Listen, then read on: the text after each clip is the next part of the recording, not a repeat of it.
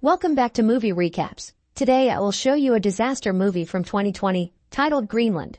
Spoilers ahead. Watch out and take care. We see construction work being done on top of a massive building. Two men are talking about some delays. The one that's frustrated with the situation is the boss, John. Moments later, he's driving his car, listening to the radio about an interstellar comet that will fly by close to Earth. He arrives at a suburban neighborhood and walks up to a house, reluctant to go in. He enters a room where a woman is seen on a treadmill. That's Ally, his wife. They have an awkward conversation surrounding their child, Nathan, and his upcoming birthday party. The son arrives and is excited to see him. They go to his room and talk about a drawing he made of the coming comet, named Clark. As they're laying on the bed, it's revealed that the boy is a diabetic. They talk about John's separation from his mom.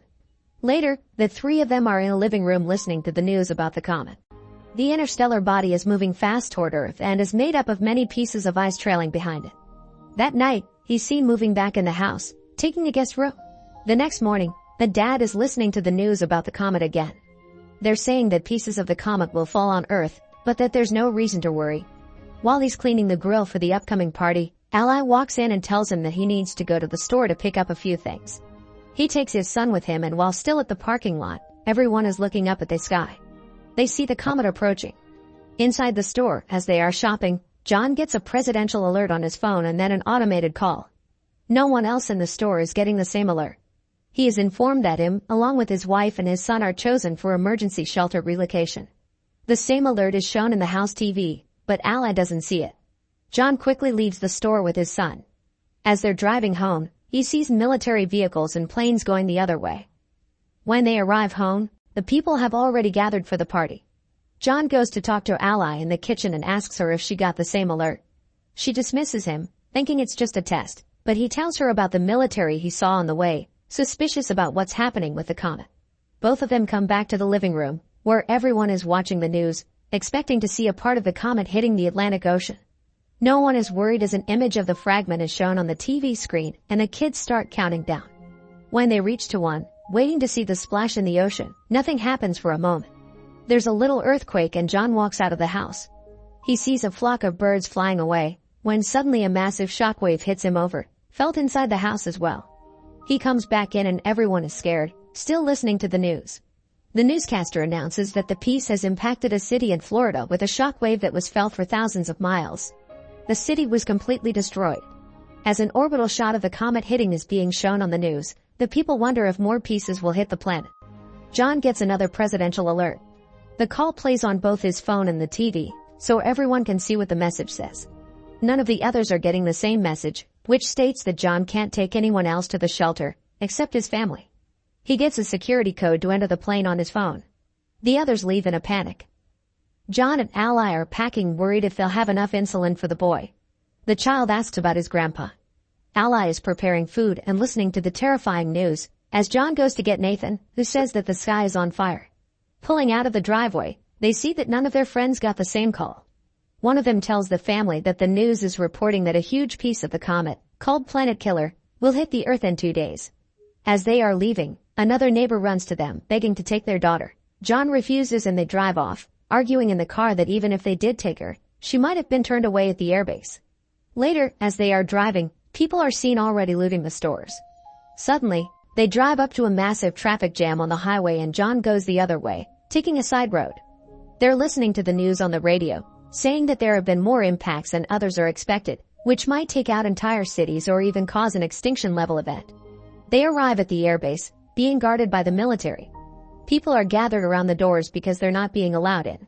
The family pushes through the crowd and is allowed entrance with the barcode they received. Once inside, they are given wristbands for personal identification and are told to move all their things into one smaller bag.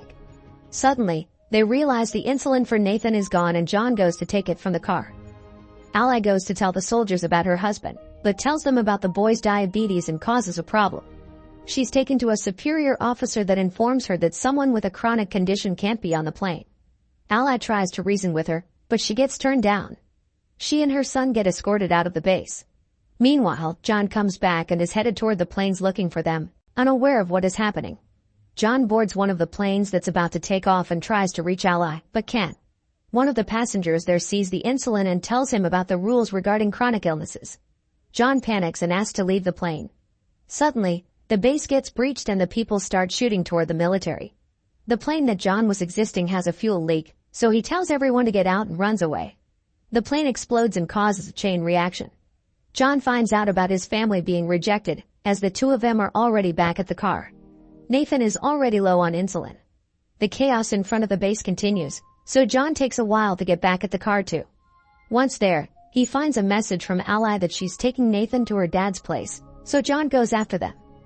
On the road there, Ally and the boy get to a pharmacy. She checks his blood sugar and they go to find insulin for him. Suddenly a gang walks inside and starts shooting, killing people all around.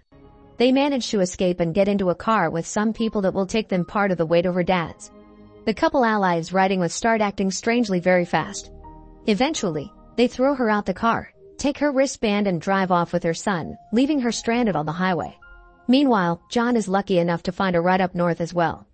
Inside the truck, John sparks a conversation with one of the men, Colin, who tells him that they are headed to Canada where the driver knows someone that has a plane and can take people to the shelters. Apparently, the military has set up the shelters on Greenland. The man tells him to find his family and meet him in Canada, so they can take one of the planes too. Another one of the people in the truck eyes John's wristband and demands that John gives it to him, but when he refuses, a huge fight unfolds. The fighting causes the truck to swirl and crash, throwing the people from the back out. The fight continues regardless and John ends up killing the guy. Colin dies in the crash. In the meantime, Ally gets another ride toward the base where the people that took Nathan are headed.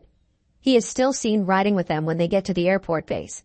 At the first stop, as they are showing the wristbands, the boy tells the soldier that those people are not his parents and the soldier gets them escorted away, taking him inside.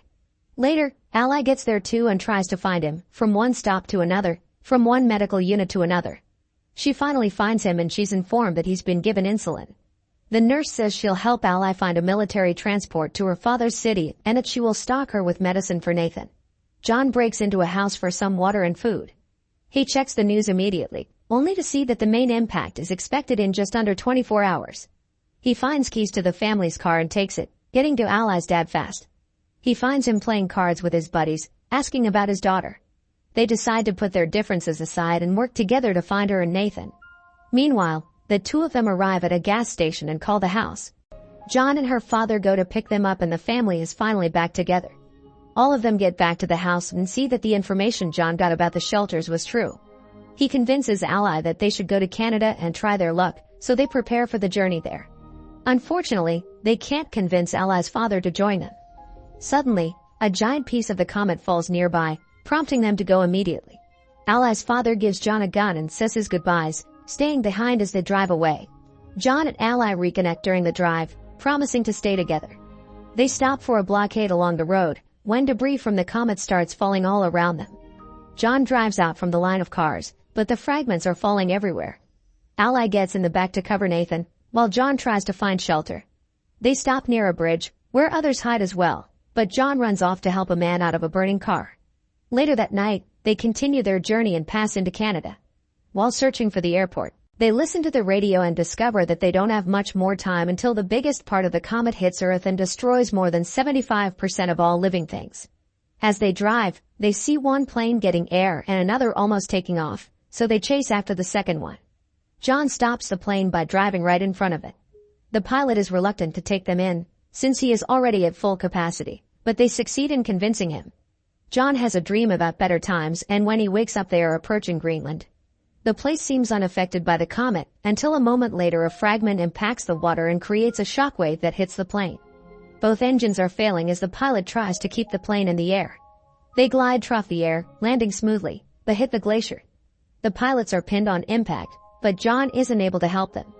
He sees a military plane land a mile away, so he shows the people from the plane there and when they arrive, a military truck takes them in and gets them to the shelter. As they are going inside, the planet killer hits. The impact will reach them in a matter of minutes and the people are still getting deeper inside the shelter. Once inside, they brace for impact and a flashback is seen of their previous life, when they were happy together. 9 months later, the planet is desolated. Cities ruined completely. A radio signal is searching for survivors and establishes a connection, informing the receiving end that the dust has settled and there is no radiation. The hatches of the shelter open and reveal that the family is still alive, facing the ruin of the planet. As a symbol of hope, they see a bird flying outside and start coming out of the shelter. As the Earth is seen from space, radio signals communicate from all around the globe. There are people still alive everywhere on the planet. Make sure to subscribe and turn on notifications so you can watch more videos like this. Thanks for watching.